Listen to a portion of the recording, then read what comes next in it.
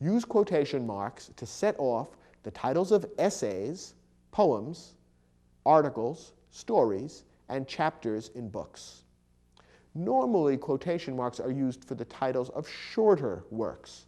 Most other titles, for example, the titles of full-length books, are either underlined if you are handwriting or typing your work, or printed in italics, which is the case in a printed book or when you're typing on a computer. So generally speaking, as a rule, the titles of longer works, such as full-length books, are underlined or printed in italics, while the titles of shorter units, such as essays, poems, articles, and stories, would be contained within quotation marks. And there are other rules for other types of literary or other works, and you'll have to refer to a grammar handbook for more specialized instances. But generally speaking, the titles of shorter works would be contained within quotation marks. For example, my favorite short story is Shirley Jackson's The Lottery. Here the title of the story is The Lottery, so the quotation marks appear around those words, the lottery. And once again, the sentence ends with a period, which, like all periods, goes inside the quotation mark. Finally, quotation marks are often misused. Don't use quotation marks for emphasis or to cast doubt.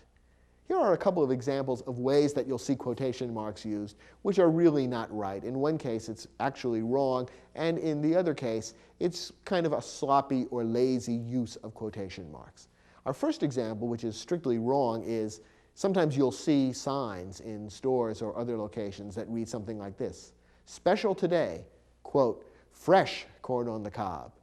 The author of this sentence is trying to emphasize the word fresh. He's trying to say, wow, it's really fresh. You really want this corn on the cob. But by putting the quotes around the word fresh, he's making it sound as though he is quoting some other source, that the word fresh comes from someone else, which doesn't really make sense.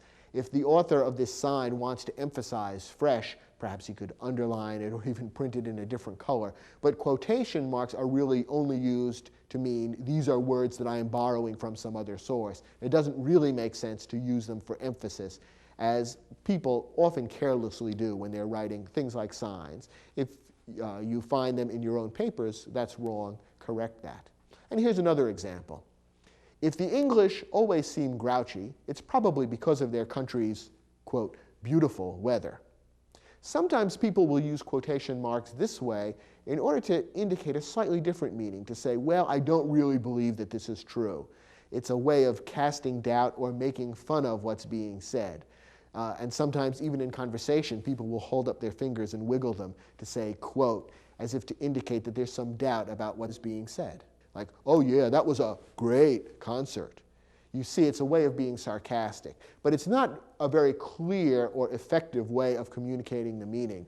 And so you should avoid using quotation marks in this way. It's a somewhat lazy way of trying to be sarcastic or ironic or cast some kind of doubt on what you're saying. In this case, it doesn't really work very well as a piece of writing, and the author would be better off simply straightforwardly saying what he's trying to say. If he's trying to say that English weather is always gloomy, drizzly, and chilly, he ought to say that rather than saying, quote, beautiful weather. The point would come across much more clearly that way. So avoid that careless and sloppy use of quotation marks. You do see it from time to time, but it's not really good writing.